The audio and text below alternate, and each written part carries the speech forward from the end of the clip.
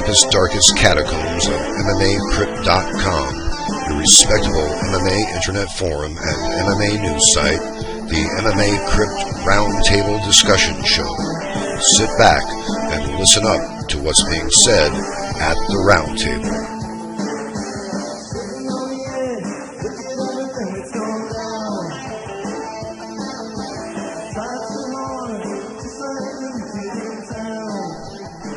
Hello and welcome to the Roundtable Discussion Show. I'm Rich Davie and it's Sunday, May 19th, 2013, the day after the UFC On FX 8 event.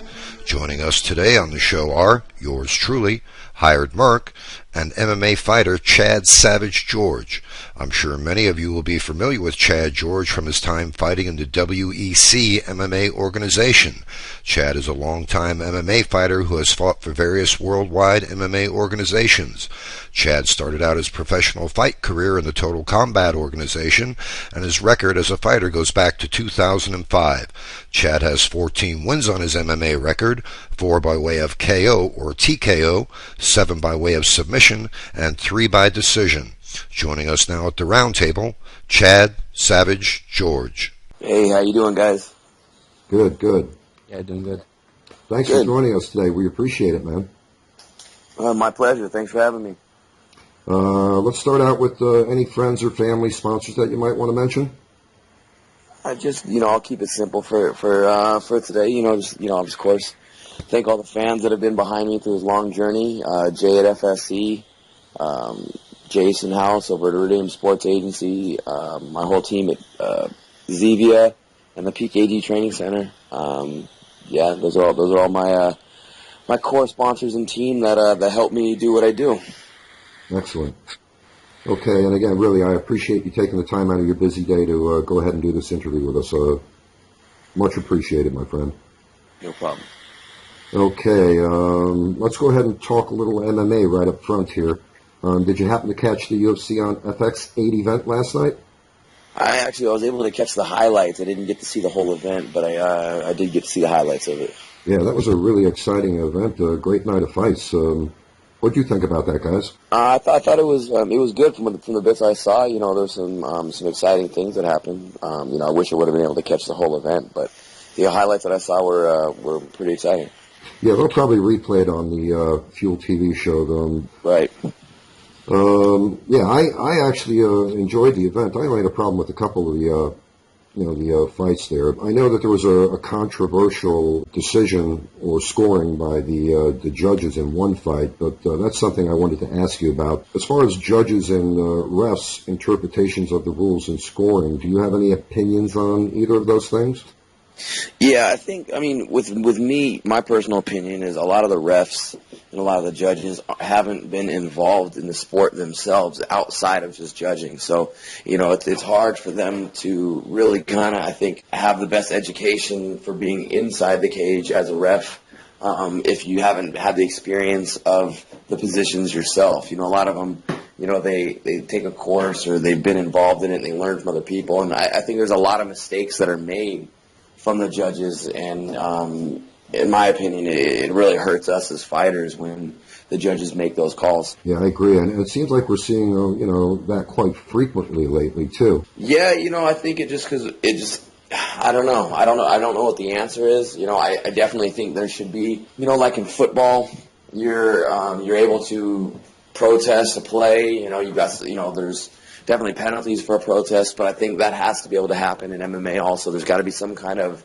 instant replay or something that can go back on, a referee's call that gets reviewed by a panel. I think something like that has to happen. Yeah, I think so too, because I think what we're seeing more and more of is rather than the refs actually, reffing the fight, they're actually becoming a part of the fight with their interpretation of the rules, and that's not fair to the fighters. Yeah, no, and then a lot of the refs, if they stop a fight early, they might even apologize for it, but, the thing is, there is no going backwards. The thing is, if they stop the fight, they stop the fight, and they can't do anything after that point. I think that's kind of ridiculous. Yeah, I agree. Yeah, I definitely agree with that point as well. I think it should maybe be a panel that has to agree on it, like the referee can make the initial stop and stop the fight, and then if the other judges disagree, I think that would be a way that, it should be handled. If there's a dispute, then the other judges, then they go into like a panel discussion and decide whether it's really, they should stop it or not. Yeah, right. Just like in football where they got the play-by-play review booth. Exactly. Yeah, I agree with you on that too. That also with the judges and the scoring of the fights, and in that event last night, I thought there was some hometown favoritism in that fight. But also, every once in a while we get these judges that pop up that, score the fight totally contrary to the way two of the other judges scored. And it's like, what are some of these guys basing their opinions on?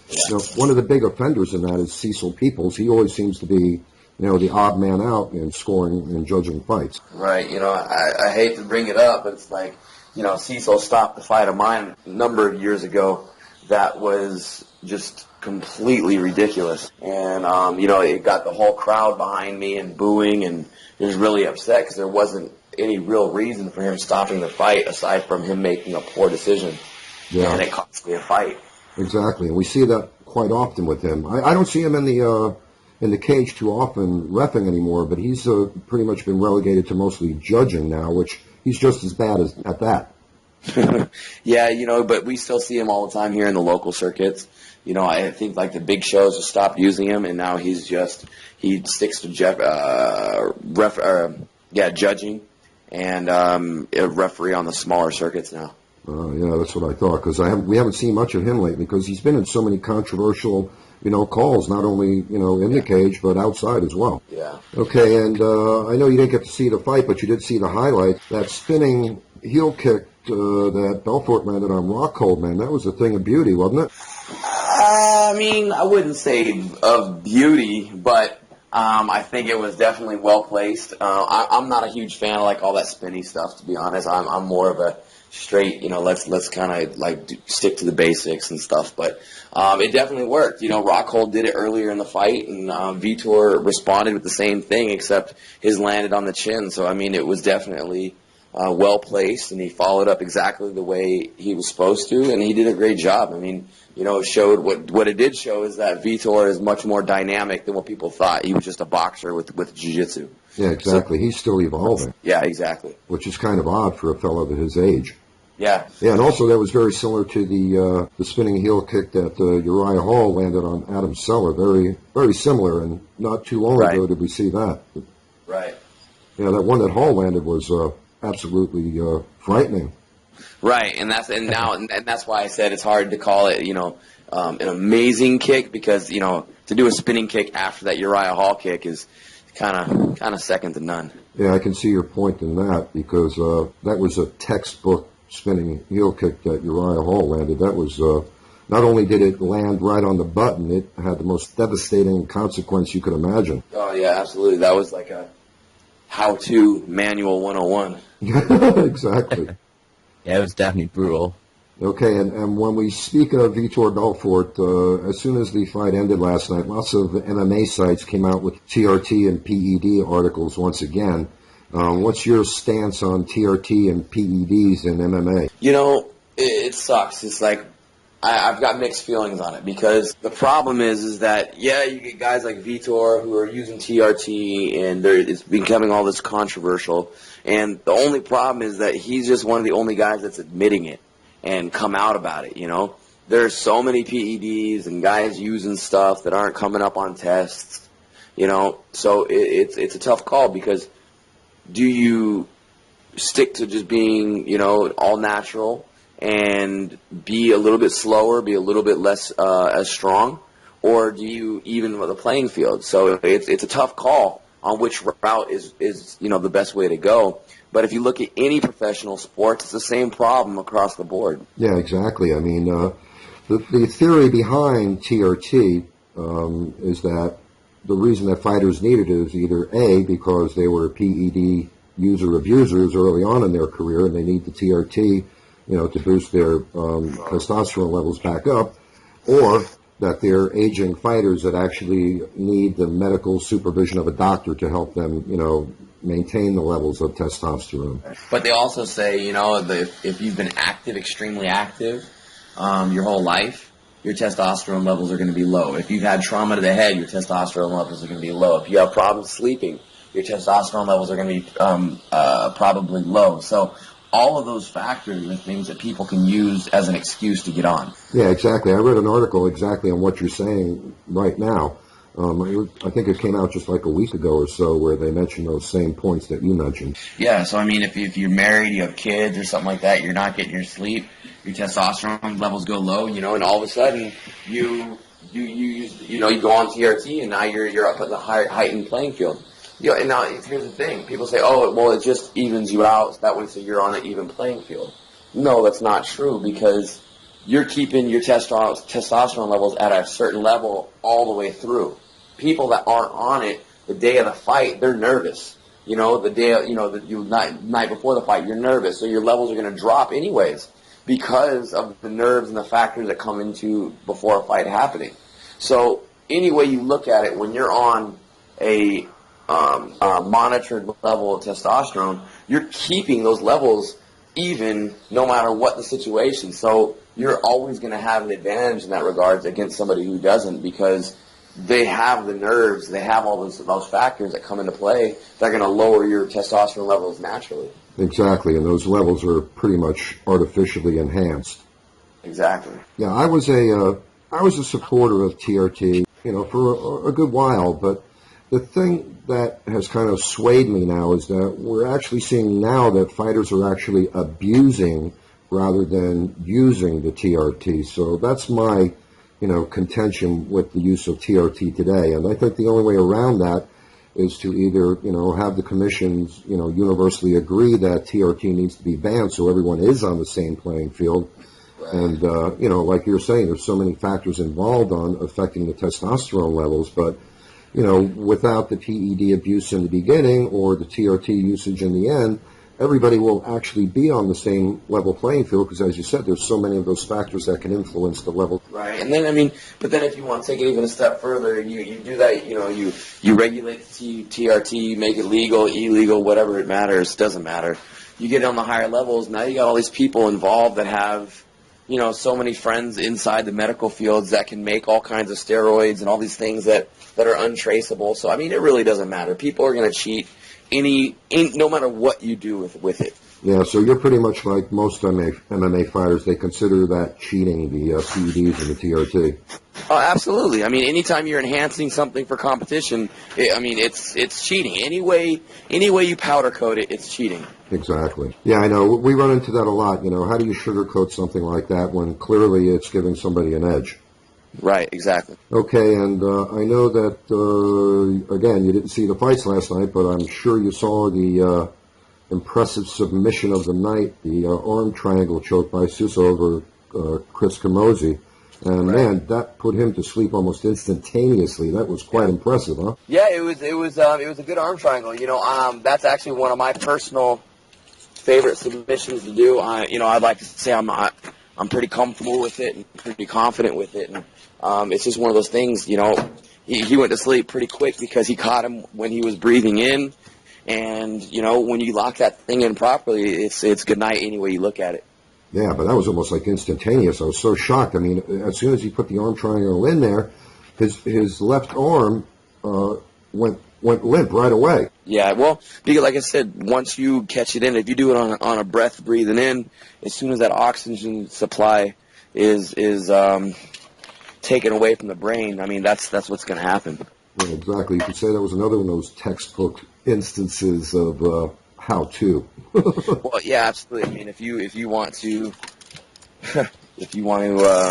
ask anybody about jiu-jitsu, Jacare is the man to come to for it. Yeah, there are big hopes for him now after last night, huh? Absolutely. Okay, I'm going to go ahead and wrap up my questions for you. I'm going to turn it over to Tommy. Tommy, I know you've got some questions from some of the guys on the site. All right.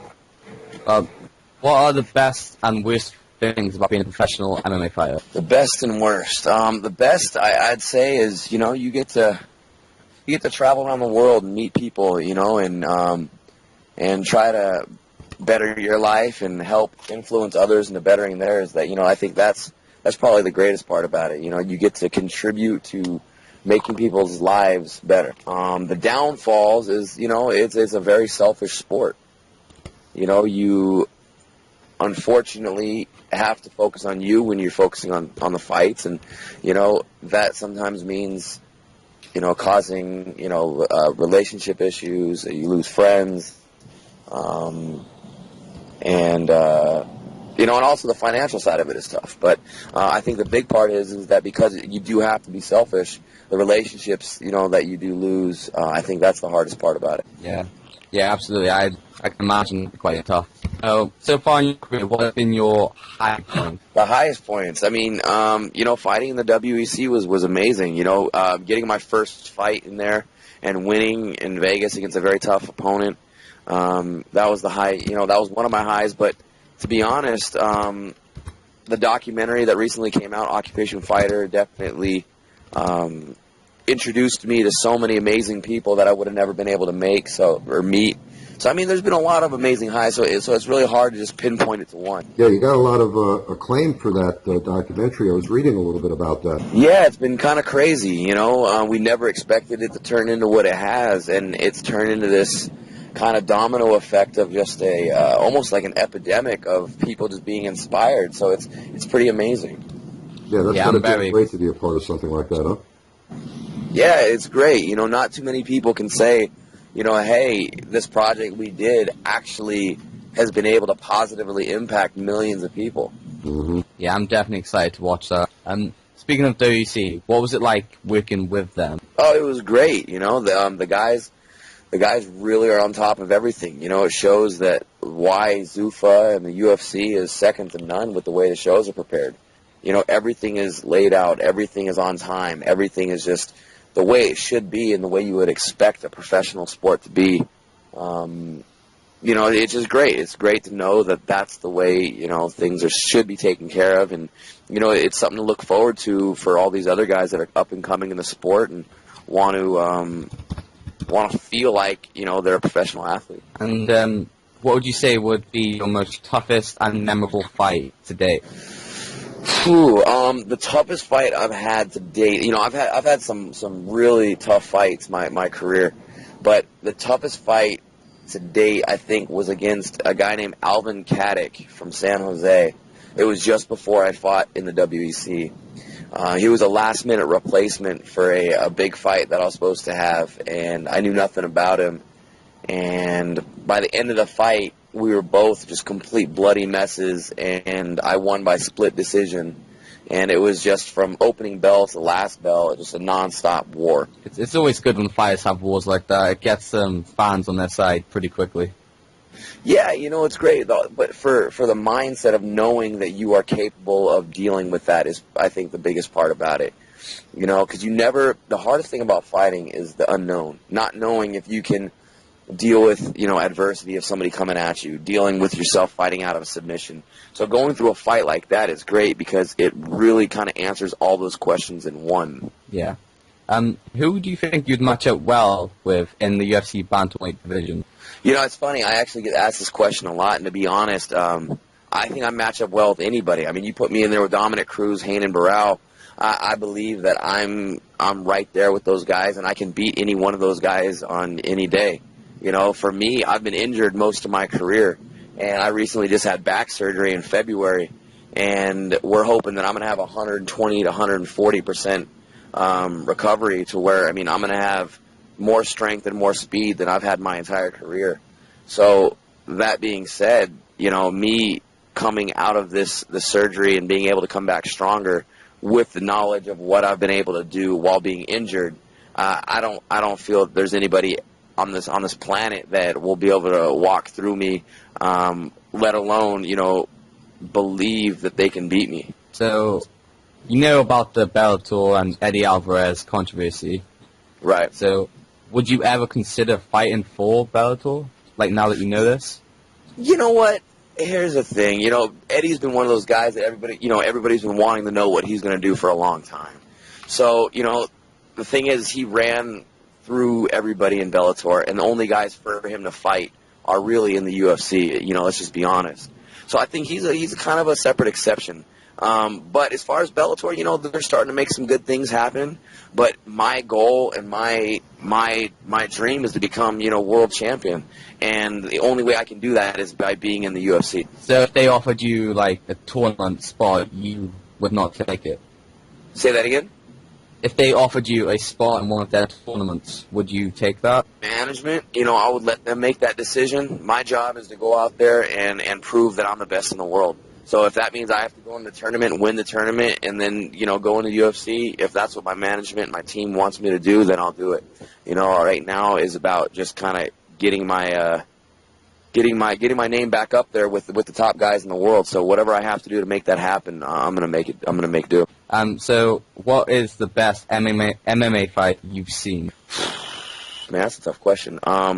If you look at it, any of the Ben Henderson, fights with all those trilogies and the rematches, between, you got the Frankie Edgar fights, you got the Gray Maynard fights. Those have all just been incredible. I could watch those over and over again. Yeah, they were brilliant fights. Just all around, striking, grappling. It's great because it's one of those fights, style of fights you can learn so much from those guys just watching. Oh, yeah, definitely. So, final question. Pound for pound, best fighter in the world? Me. Good answer. I'll second that. But aside from that, it's going to sound silly to say this, but it's like, I believe Anderson Silva is, right now the top guy out there. I don't know who has what he has to bring to the table. John Jones is close, but I think Anderson Silva is just an incredible martial artist, athlete, and just an unbelievable fighter. Yeah, that's something that we go back and forth with on our site. On our site, MMAcrypt.com, we have the three top guys that we think are the best in the world, pound for pound: Anderson Silva, John Jones, and George St. Pierre. Right. And we go back and forth between those three guys. Who is the best guy? And you can make arguments for each one of them being the best. Right. Yeah. But yeah, that's all for my me, questions. Go ahead. That's all my questions. Oh, okay. So sorry for cutting you off. No worries. Go ahead, Chad. What were you going to say on that? I was just saying, yeah, definitely all three of those guys, definitely are top pound for pound in the world, but I just don't feel that GSP is dynamic enough to be that in that number one spot. And I don't feel John Jones has been in enough wars and shown enough adversity to be in that spot either. And I think Anderson Silva definitely has. And that's why I feel that he deserves that spot. Yeah, and there are arguments, to refute each of those as well. I mean, the main argument against Anderson Silva is that, his level of competition hasn't been as high as that of John Jones. And then again, with George St. Pierre, the argument, against him is that, he's not the same George St. Pierre that he used to be back in, the heyday when, the UFC was not quite as, fully rounded with, fighters skilled in every, aspect of martial arts. So he's not really finishing fights like he used to in the old days. So he's up there with the Matt Hughes and Sean Shirk syndrome. Exactly. These guys that are going out there and they get the status of being the best in the world, and but they don't finish anybody. They play the safe route, which I get it. You want to look for longevity in the sport. You don't want to get injured, which is I understand that. But then again, if you can't be placed in that category of guys that are, the pound for pound best in the world if they're not finishing anything. Exactly. I agree with that. That's, I don't think there are a whole lot of people that disagree with that, but I know that there are some people that think, just because he's got the record of being around for as long as he has and he does win, even though he doesn't finish fights, he wins the fights, pretty much impressively in every round. Yeah, absolutely. Okay, what would it take for John Jones for you to think he would be a contender? More time in the octagon, more defenses? It's not that I don't think he's a contender. I think he's right there. I just don't think that he has... Because the difference between Anderson Silva and John Jones is that Anderson Silva is very, very strong mentally. And John Jones has showed it numerous times that he's actually... a lot of fighters, so I'm not picking at him when I say this, but, a lot of fighters, and me included, we are emotional wrecks going into a fight, just dealing with the drama that goes into, prepping for a fight. John Jones gets in his own head worse than any of the guys that are out there. Yeah, I was going to say the same thing. Yeah, he seems to be, emotionally affected more than other fighters. Anderson Silva, see, I disagree. No, John Jones. Oh, right, absolutely, yeah. And I think Anderson Silva doesn't. Anderson Silva doesn't care. He's going out there and he believes he's going to win every time, no matter what antics you bring to the table. It doesn't even affect him. And I think that's what puts him on top of GSP and John Jones. Yeah. Yeah, that's one of my problems I have with Anderson Silva. Again, those three fellows are my top three favorite fighters of all time. But again, my problem with Anderson Silva is, the antics that he plays, and now it seems that he's looking for a super fight. He didn't want a super fight. He wanted the super fight. Now he wants the super fight again. So I'm hoping that we can see John Jones versus Anderson Silva super fight this year that Dana White said that he wanted to make happen. Yeah, I'd like to see it. Who do you think would take that one? It'd be tough, I think John Jones is an incredible fighter, He's also a lot bigger than Anderson Silva, so that'd be interesting. They're both dynamic. They're both very elusive. So, but I think John Jones has better wrestling, and I think Anderson Silva has better submissions and better striking. So it's a tough call. I don't know who walks away with that one. Yeah, that is a tough call. I prefer John Jones in that matchup, but primarily because he's a bigger guy. I think they're actually very similar in fighting styles because, like you're saying, they're both extremely dynamic. They both have such creative moves in the octagon, and they both have impressive finishing styles. Yeah, so it'd be interesting. Yeah. Okay. So, any final thoughts that you might want to make here? No, just thanks for having me on, and thanks for supporting the sport. It's like as long as we keep pushing and keep going, it's going to allow the sport to grow and keep doing what it's doing. It's an amazing sport to be a part of, and I thank you guys for letting us do what we do. All right. Well, it looks like we're running out of time for the show here. I do want to thank you, Chad, for taking time out to chat with us today and answering some of our questions. I hope we get to do this again in the future at some point. Yeah, absolutely. And if you get a chance, make sure you go on Netflix and check out Occupation Fighter, and pass the word on. Okay. Any friends, family, sponsors that you might want to mention one more time before we log off here? No, again, thanks for having me on. I really appreciate, the support from, all the media, you guys, the fans, my family, everybody that's been behind me, and then this year we're labeling it as 2013, the year of the Savage, because this is going to be the comeback where we're going to really make our name be heard by the world, so I'm excited. Okay. All right, once again, we're at the end of the show here. I want to thank you very much, Chad, for joining us today. And go ahead and say your goodbyes to everybody if you want to say goodbye to anybody. All right, see you later, guys. All right, have a good one. Bye, man.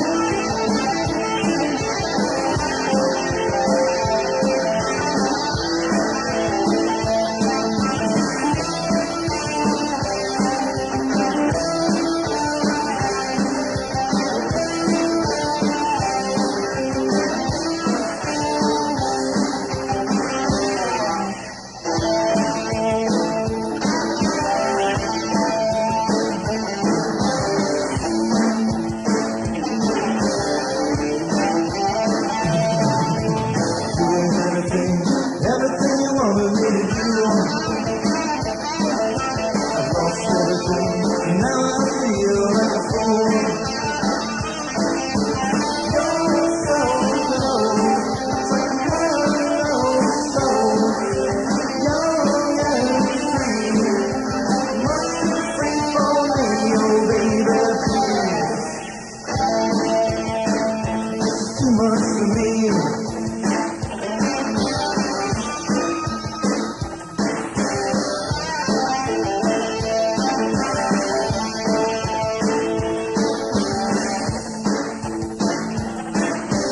Gave up everything, gave it all up for you. Someone who loved me more than you ever could. How could I hurt so many with someone like you? Busy drinking and running around like a fool. Go, you're so all alone. No one waiting at home. Just a telephone saying, please, somebody talk to me.